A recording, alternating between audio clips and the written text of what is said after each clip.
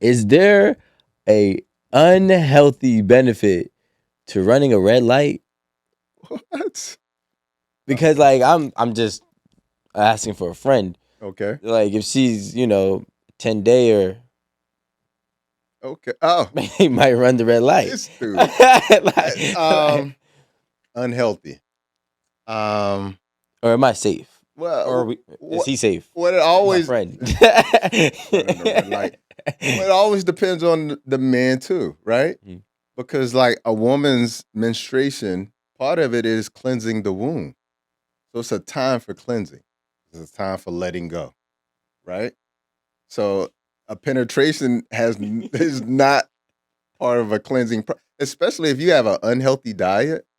You see what I'm saying? Like I think all of those factors has to be kind of considered or what have you. But if your woman has a long period like that, you and her need to get healthy together. Like that's how I always tell people because it is not normal to have a period, in my opinion, more than 3 days.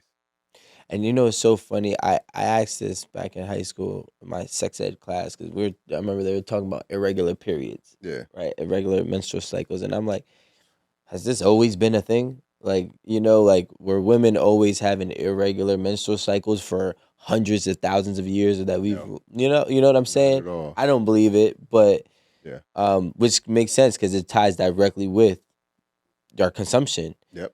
Now, here's the thing. I am a advocate and a lover of eating proteins, Okay. as in actual meats. Gotcha. Pause. Right? Gotcha. Gotta say pause on that. Now, I see a lot of people that they're like even you mentioned that, well, you mentioned 90% plant based, right? 97. 97, Yeah. still too much, right? For Yeah. me. Yeah. Now, my question is, um, are there benefits to eating, those type of meats? What are some of the pros and cons that you've come across?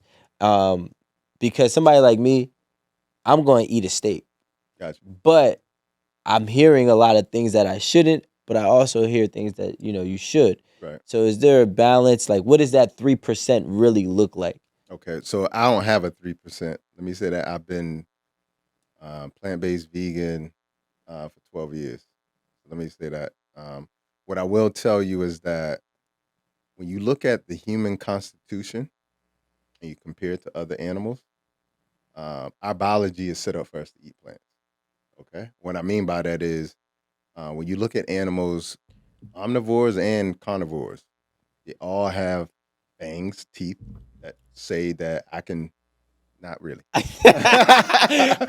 They also, when they eat their meat, they cannot do their jaw side to side like that, but we can. Like plant eaters can do Oh, they that, can only so we go can up and grind. down? Yeah, they can go only up and down. The other thing is when you look at meat eaters in the animal kingdom, when you look at their digestive tract, it's like 7 to 10 feet. When you look at ours, it's like 30 to 35 feet. And all herbivores or plant eaters have longer digestive times because you want to get more of the. Got it. So Mm. biologically, we're not set up to eat like that. The other thing I'll tell you is that when you look in the animal kingdom and you think about the strongest animals out there, name a few, like two. Gorilla, Gorilla, definitely. a lion, Rhino, no, rhino. a rhino. He just added up my own his No, own. I'm just saying. Rhinos are strong too. Yeah. So Damn, rhinos are so really strong. rhino, ox, gorilla, um, Bear. um, elephant. Those are the strongest animals. None of them eat meat. Yeah, but like, come on, bro. Who's scared of an elephant? Well, you're not scared of an elephant because they're not going to eat you. They might have a lot of estrogen.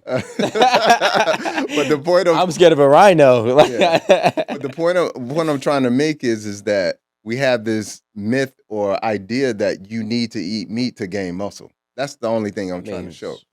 I mean, it's kind of in I'm not gonna lie. I'm not gonna lie.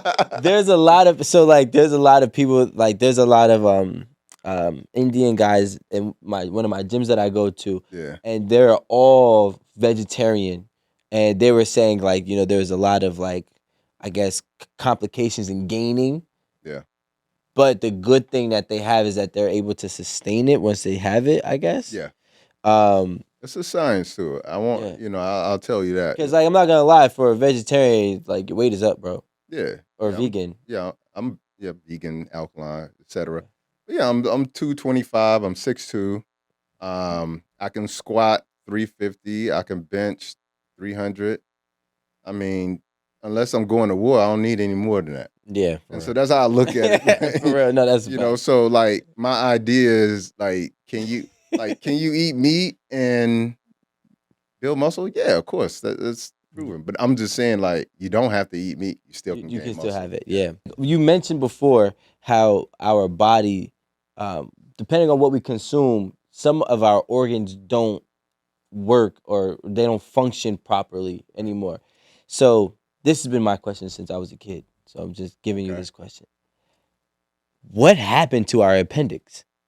Okay. Was that part of our consumption that has really stopped really being, you know, a use for our body? Yeah. I mean, because to my knowledge, and I could be wrong, but correct me, our appendix is really a pointless organ that we have. I don't believe that.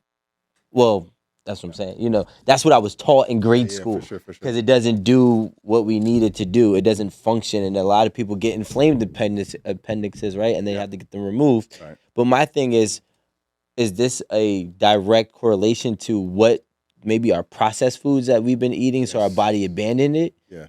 So you, especially in the black and brown community, like when you see how affected we are by colorectal cancer, for instance, Which is, uh, so like the colon oh, colon cancer. is where the appendix comes off of. It's an appendage off of the colon.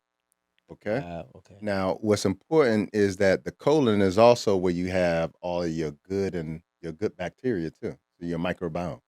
Mhm. Okay, that appendix, in my opinion, and a lot of other people's opinion in holistic medicine, is that it's also there to kind of put a secretion on some of the waste that is there to protect you as well. Okay. Got Now it. it's really important to understand. I'll tell you like what I learned and my traditional pathway to health versus what I know now. I get in a lot of arguments with traditional doctors because what will happen is they have a way of thinking that is linear. It's only one direction. So I give you an I did a post, and one of the things I said under the post is I'm like, black people are severely dehydrated. We just refuse to drink water, and we need more water than our counterparts.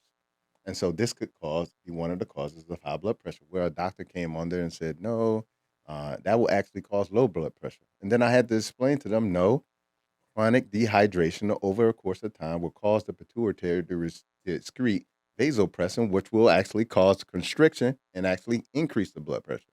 Now, I'm giving you that example because, like, modern medicine doesn't have a complete understanding of how the body really works. Got it. Drugs work by manipulating biochemistry. Food and herbs work by correcting biochemistry because it is biochemistry. And so when you look at an appendix, the reason why so many of them are inflamed is because so many people's guts are inflamed. We're not eating real food. We're eating inflammatory foods, which is why so many people not only have inflamed, appendixes, Mhm. but they also have inflamed bodies. Everywhere is inflamed. And all disease, to be honest with you, starts with inflammation. And the inflammation starts with an irritation, then inflammation, and then inflammation causes tissue destruction. And tissue destruction leads to organ dysfunction. And this organ dysfunction leads to dis-ease in the body.